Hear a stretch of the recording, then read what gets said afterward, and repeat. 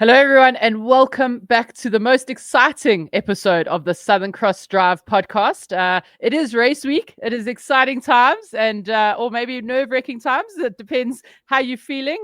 We have your half marathon coach, Devlin Eden, with us as always. Dev, how are things going? Hey guys, hey Sean. Yeah, good to be here. Kind of bittersweet. It's the last one in the series, last episode. But like you say, exciting times. And as you said that, I thought to myself, for a lot of people, this could be like really stressful times. So hopefully, hopefully everything we've kind of shared with you in the last couple of weeks has helped a lot. So I'm hoping we've taken the stress out of it to a large degree.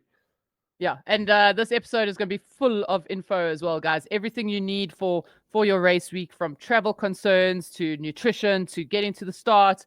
This episode is going to be packed with a whole bunch of info. So to take you into your race week and to maybe settle those nerves a little bit. So one of those things that'll hopefully settle the nerves a bit as well is ensuring that you have your pacing on point, right? And so as we've mentioned in a couple of the other episodes, and you might have seen on our socials, we are selling pacing charts to help you navigate your way through your race to make sure you pace it correctly. So what you can do is scan the QR code on the screen now to get to pre-order your Two Oceans half marathon pacing charts, and then from there you can come and collect it from us at the Expo. And again, if you're not 100% sure on your goal time or what you want to achieve, just come and chat to us at the Expo, and we'll be able to help you out there and print one for you on demand. So either click on the QR code, scan the QR code, or click on the link that's in the description below, and we'll help you out with your pacing. But that's one of the things we'll chat about a little bit later in terms of the Expo, Dev. But yeah, maybe just to get us started. I mean, we've always been talking about what sort of training we should be doing now. I mean, it's really go time. What should we be focusing on this week from a training perspective? Yeah, I always sort of talk about race week as there not being any training. So training is done. So I usually like to tell my clients, don't classify this week as training as such. But this week, I mean, we're cutting down the volume. I'm not saying don't train in the sense that don't do anything. But this week really is just about keeping the body ticking over, keeping the stimulus of training in without going, you're not going to gain any fitness this week. So that's not really the goal of what we're trying to achieve here. We're cutting volume down. We're trying to freshen you up as much as possible before race day. If you're on one of the plans that might have had, or you've been used to doing a couple of intervals, you probably will still do some intervals this week, but they're generally going to be short and sharp. So 45 seconds to 60-second type intervals, probably only maybe 5 to 8 of those. Lots of rest in between, just keeping the body nice and sharp and the legs ready to rock and roll. And then, the rest of the week really is just a case of ticking over, as I mentioned, just reminding the body that it still knows how to run. Don't stress you're not losing fitness. So hopefully last week you've already started your taper and cutting down. This week you cut down even further. Remember, I want you on that start line, pain and injury free, and hopefully as fresh as possible, so that when we get going, you're not going, oh geez, my legs still feel tired. Okay, so that's the whole idea of this last week. If you have been doing regular strength work for a half marathon distance, I'm okay with you still doing a strength session on Monday, nothing later than Monday, and I would suggest keeping it light. You'd probably be better off maybe doing sort of a yoga or a Pilates type session, focusing on a lot of mobility type of work. You can actually continue mobility work throughout the week. But if you are doing some strength work, keep it light, nothing later than Monday. That's a key one for me. If you are traveling close to race day, so I know some people that drive down to Cape Town from Gauteng. So, I mean, it's a lot of time in the car. Even if you are flying and you're only landing on Friday, for example, I do generally like a little bit of a shakeout run the day before. And I do get people sort of questioning, going, oh, I just don't know if I want to run the day before my race. If you're in doubt, leave it out. I mean, I'm not forcing you to do that. But I do like the idea of a bit of a shakeout run, especially if you've been sitting in a car or on a plane for a little while. It just loosens the body up a little bit, and also just gives you, I want to say, maybe a little bit of confidence that you just know that the legs are fine. Because the last thing you want is on race day to need the first 5Ks to try and warm up, because the body's so stiff from a 10-hour car drive if you did drive down. Yeah, and then maybe sort of one other point. I know we've spoken about it from recovery strategies in the past, but massage as well. If you are someone who has been doing regular sports massage, or even if it's not quite as regular, I would still recommend nothing later than Monday. So if you're going to do it this week, that's fine. Nothing later than Monday. And also make sure it's not a deep tissue massage. So you don't want something that's going to hurt you and leave you a little bit stiff for a couple of days afterwards. Something nice and light. If a sports massage is something you haven't tried, now's not the time to do it. So I'd leave that out. Definitely don't do it. Maybe some light foam rolling. Like I said, the mobility work, that's critical. But this week is, I mentioned it again, when in doubt, leave it out. Not saying take the week off. You do want to be ticking over. But if you got those little phantom pains or something's sort of showing up somewhere, jump on a bike if you can, maybe, and do a little bit of a light cycle or a swim or something that just keeps the body moving. But you're not completely, I don't want you training this week. I don't want you pushing yourself hard.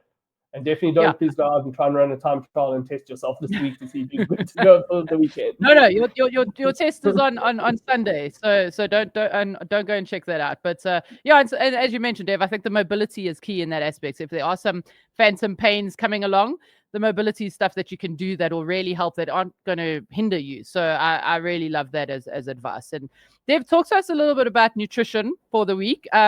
In particular, we get the question around, should I be carbo loading? And this concept of carbo loading. Yeah, talk us through that and what we should be doing this week from a nutrition point of view. Yeah, so I think maybe to answer your question on carbo loading first, carbo loading is a theory. I mean, carbo loading is something we want to do, but not in the sense of what you might be used to. Carbo loading in terms of things like pasta parties and smashing heavy amounts of carbs this week and race week is a really old concept. Okay, so what I want you to think about, hopefully at this point, you have been following a balanced diet. You are taking in carbohydrates. It's part of your usual training routine.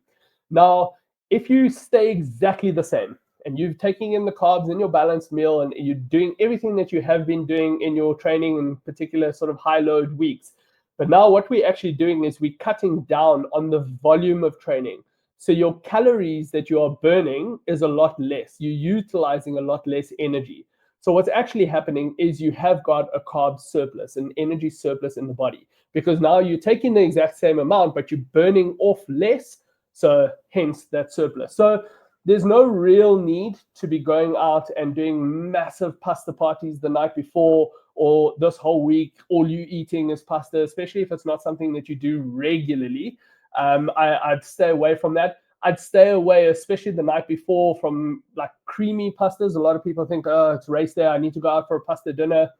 And then you go and smash this seafood pasta or something nice and creamy, and it's really not something that you have been used to. You can just cause gut issues. I'd stay away also from a nutrition point of view, stay away from high fiber type of foods. Probably from as far back as Thursday already. So especially if you are someone who does struggle with gut issues on race day. So if you're someone who constantly needs a Portaloo stop on race day or just before the start, stay away from high fiber from Thursday already, not just on race day. And like, it's quite important to think about this. I talk about sort of the race day nutrition, but I'm really trying to focus on the week as well. So just being smart about what you're taking in the week of the couple of days before, from a hydration point of view as well.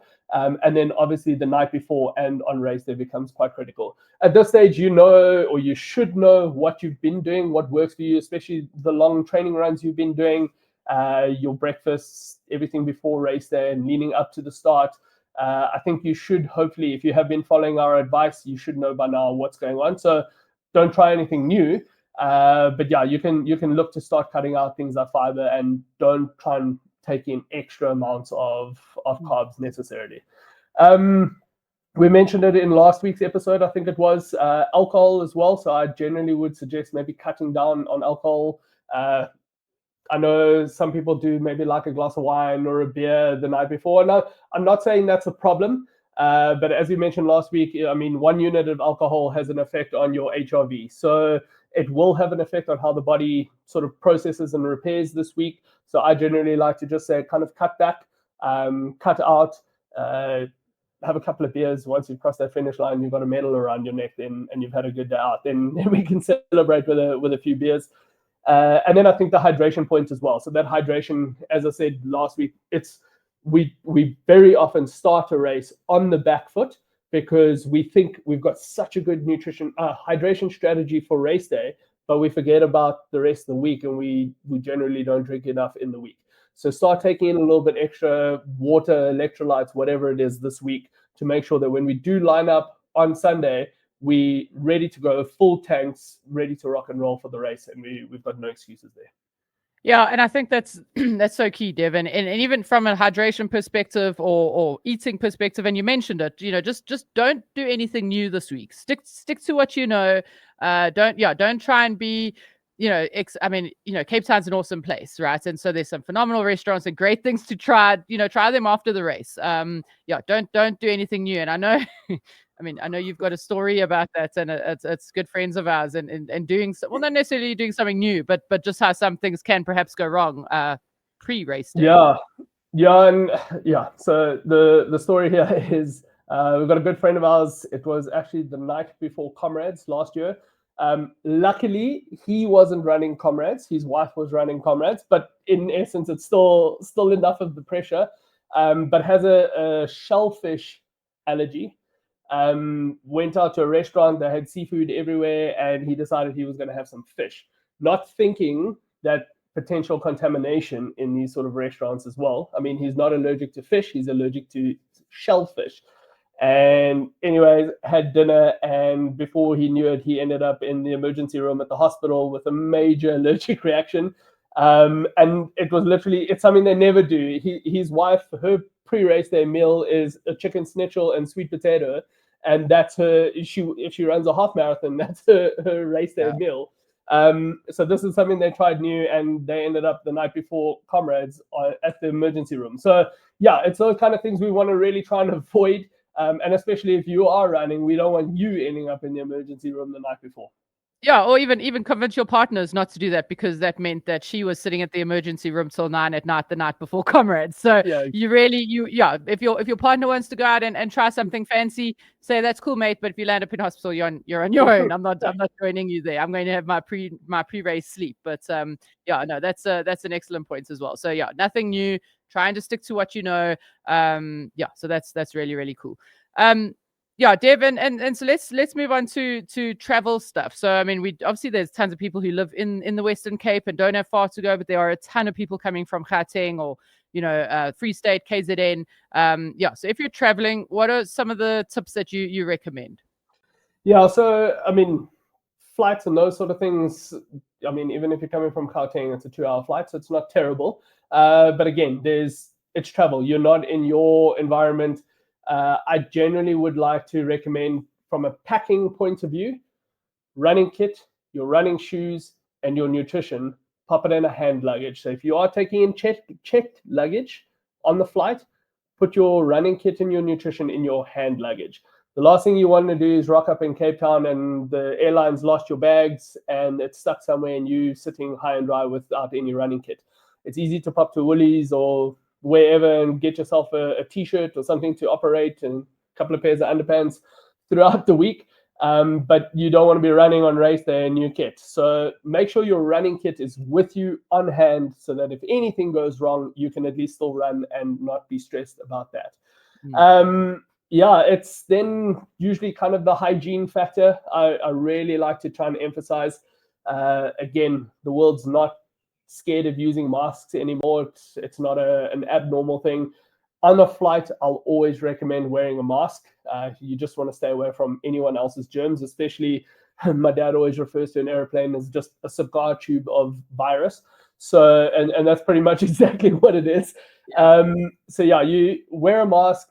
I like to use Bactroban ointment. So any sort of antibacterial ointment, I generally rub it on just the insides of my nose, my ears, just again to help fight with any sort of viruses or germs flying around.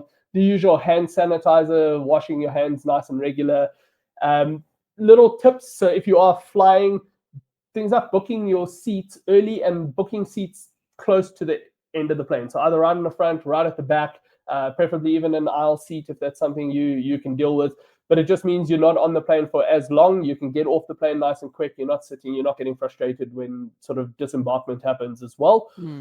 So again, like they're sort of silly tips. You don't often think about them. But just make sure that you're planning things like that. If you're flying, again, I like to get to the airport early. So I'm someone who hates rushing and stressing. And it's one of those things that you, on your way to the airport, there's something happened on the highway, now you're stuck in traffic. Or you get to the airport and you're trying to check your car and there's always a little bit of a delay somewhere, or there's a long queue at check-in.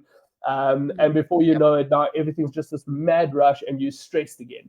Exactly. Just now the metro cops are striking on the R21 and you're heading across and you're stuck, So yeah, get there earlier. Sorry, just to mention. Yeah. No, yeah, good point. And it's really like, it's if you fly in the day before the race in particular, you really don't want that sort of stress the day before and running from the car to get into the terminal and then you roll an ankle because we don't want to jinx anything. But again, it's just planning ahead, making sure that you've taken all those sort of things into account to alleviate as much stress as you can. Pack a couple of snacks as well. I mean, again, it's only a 2-hour flight if you are flying down. So you'll be all right if you don't need the airplane food. But again, if you're someone who does need to snack regularly, pack your own stuff, so at least you know what you're taking in as well. Yeah, Dev, I mean, all of this really comes down to planning, right? And so a couple of checklists are probably a good idea. So one, you don't leave stuff at home, but yeah, talk us through some ideas between, some checklists that we were chatting about earlier. If you're over 50 and want to recover from sessions faster, run pain and injury free, and improve your endurance, then be sure to join Lindsay and I for our upcoming Faster Beyond 50 Masterclass. In it, we'll show you how we helped a 70-year-old run a 47-minute, 18-second 10K and how you can take those exact same principles and apply them in your training. Simply scan the QR code that's on screen right now or click on the link in the description below to save your seat in the training now. We look forward to seeing you there. Yeah, I think, and again, you say this all comes down to planning, and a lot of the stuff we're mentioning now might actually sound silly. You're like, oh yes, Dev, obviously we know this. But when things get frantic and you're packing and you're trying to leave the house and all that, it's very easy to leave your running shoes behind. I mean, not that it was for a race, but I left home the other day. Things were a little bit hectic, and I found myself standing in a shop in a queue thinking, oh, something doesn't feel right. And I looked down, I was wearing 2 different shoes. And like as an adult in a shop, I really felt embarrassed wearing 2 different shoes. And I didn't even click until I was not even at home anymore. That's what all the cool kids do these days, Dev. Exactly. So it's just something simple like that can elude you. So checklists from a packing point of view, checklists for race day. So making sure that you know what you need on race day, having everything there ready. What I like to do generally is if you are getting to Cape Town early and you're staying in a guest house or a hotel or whatever it is, I generally like to pack my running kit out. So even if you're getting there from Wednesday or Thursday, pack your running kit out somewhere on a table or chair, whatever it is, so you know, all right, I've got my running shoes. You won't have your race number yet until you've obviously registered, but I've got my race belt if I wear a race belt. These are the right socks. This is everything. So that should anything happen that you've realized, I didn't bring enough gels, you can still pop to the Expo or to a pharmacy and go and buy what you are used to. Obviously nothing new, but you've then got enough time. So it's really just a case of seeing everything, and that also just in your mind, make sure that you're putting your mind at ease for race day, going, I know everything's there. I've seen everything there for the last couple of days. So those kind of things just, again, comes down to their planning and thinking ahead. And the checklists really do help, especially on race morning when you are a little bit nervous. So simple, I'm talking checklist where you put on the checklist what time to have breakfast and what time to have your coffee or whatever it might be, so that all of that stuff is worked out and you don't have to think about it on race morning. Vaseline, like all those little things that we'll always forget. Sunglasses, cap, the worst thing is on your race day when you're on the route to be like, I mean, I did that recently, but that was less of a checklist thing and more of a decision. When we ran Earlands, I was like, check the weather. I'm not going to take my sunglasses. And I mean, it landed up being so hot and so sunny, and I was squinting the whole day, landed up with a bit of a headache. So yeah, just have your checklist, have things in play. Definitely an excellent idea. And Dev's idea around putting, your race kit out it's also good for the gram, right? For Instagram, because everyone takes their pre-race photos, and make sure that those go up onto the socials as well. So cool. Dev, talk to us about the expo. Well, let me actually give a little bit of info first on that. I think Two Oceans have made a massive effort to ensure that the expo runs smoothly. I know that in the past there have been issues with queuing and all sorts, but firstly, the expo is longer, right? So the expo starts next week, Wednesday, which is the 2nd of April, if I'm not mistaken. Yeah, it's the 2nd of April. So it's Wednesday, Thursday, Friday. And then as half marathon runners, you also get the luxury of going on Saturday. And so, Dev's going to talk to you around the expo and staying off your feet and stuff. But perhaps going on Saturday is a good idea to miss the rush of the ultra athletes who have to go as well. So just bear that in mind, that you guys have the luxury of going on Saturday as well. And then a different thing that's happening this year is that normally you go to registration and then you work your way through the expo. The organizers have changed it slightly, that you're going to go through the whole expo, and then towards the end of the expo, get to your registration area or registration hub, if they've called it. I know a couple of their main sponsors are making these activations really cool. So it's going to be a great expo. Just keep that in mind, right? That you're not going to get there necessarily register, that you will have to work your way through the whole expo. And of course, that you guys have the extra Saturday to go through the day as well. But Dev, other than that, talk to us about what to do at the expo, what to expect, what not to do at the expo is probably also the advice. So expos are probably my favorite part of the build up to a race. I love the vibe of the expo. It really just gets you in a mood ahead of a race, cruising around, getting your race number. It's when things start to get real. You know that there's kind of no turning back from that stage. So they really are cool, good environment. However, you can get stuck at an expo and it can affect you on race day as well. Yes. So we generally like to advise that you're not messing around at the expo too long. Okay. We definitely want you. I love an expo. There's so much to see, so much to do. You're often bumping into mates at the expo, people you haven't seen for a while. Sorry. I want you to get the full expo experience. I want you to spend a little bit of time and take it all in. However, don't go and spend the whole day at the expo. Remember, it's a lot of time on your feet. I definitely recommend being in comfortable shoes, because there's a fair amount of walking around, especially if you've had to park far away from the expo to walk in. And then obviously walking around, spending time at the expo on your feet. So comfortable shoes is really critical. Enjoy it, but don't spend the whole day there. More importantly, and the reason I say get the full experience, so I sound like I might be contradicting myself a little bit, is go through all the stands, go and get the things that you might want to get at the expo, what have you. But do that on the day you're going to the expo, and then I don't want to see you there again. So we've been to many expos, and so often we'll see someone and they'll come and have a chat to us on day one at the expo. So in this case, on a Wednesday, have a big chat to us. And Thursday, Friday, Saturday, I see the same person still walking around the expo shopping. So I do advise you to get in, enjoy it, get what you need to get your registration, and then book out, go home, feed up, go have lunch somewhere, go sit somewhere on the beach and watch the beautiful views, whatever it is, but get off your feet. So again, we talk about trying to get to the start line as fresh as possible. Spending a lot of time standing or walking around on your feet is something that does take its toll, and it is something that you might actually feel a little bit stiff on race day, especially if you are going to the expo only the day before. So get in, get out. The Coach Parry team, we will all be at the expo, so we have got the Coach Parry stand that will be there. Just keep an eye out for our big teardrop banners. Come and pop in, have a chat. It's, for me personally, it's my favorite part. I love the build up to the race at the expo, getting to chat to people that have either listened to the podcast or we've been working with or giving advice to.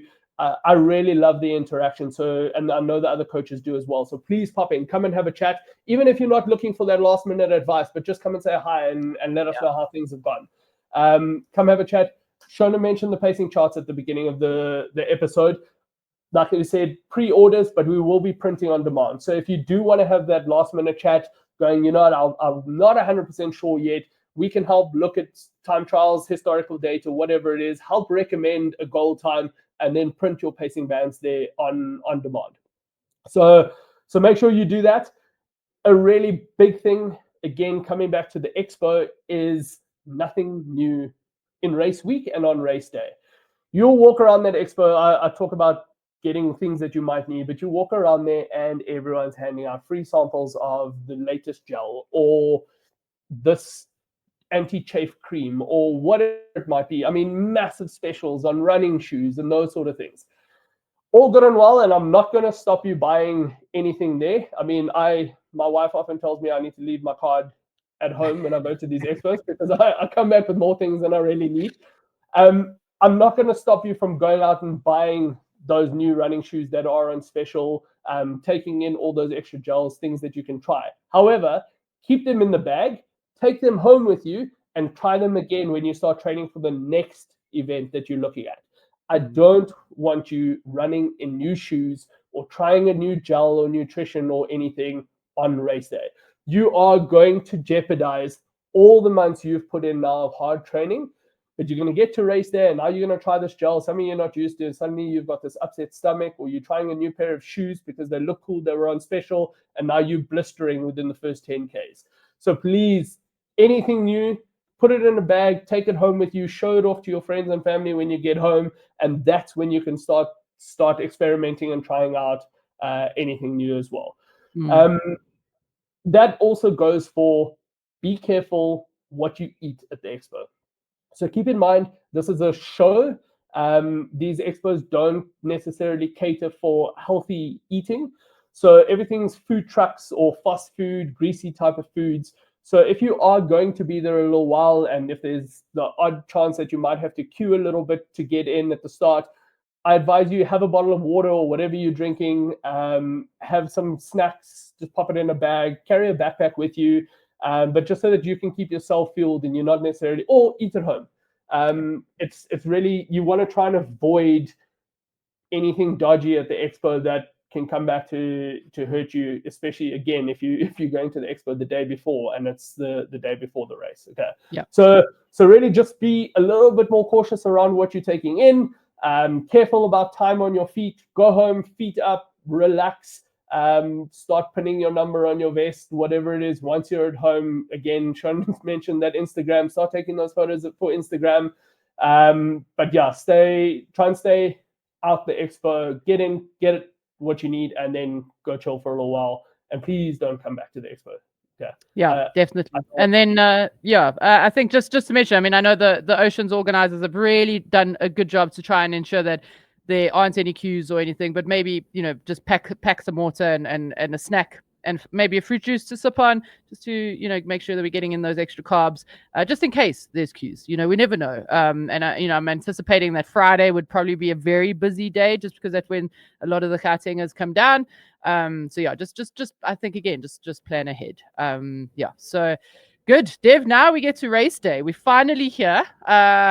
What are some of the things you want us to consider for race day itself, aside from running the routes, because we've gone through the routes and the pacing and all of that? Just some tips to get people to the start.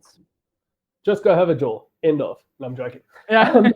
There's definitely a couple of things we need to think about.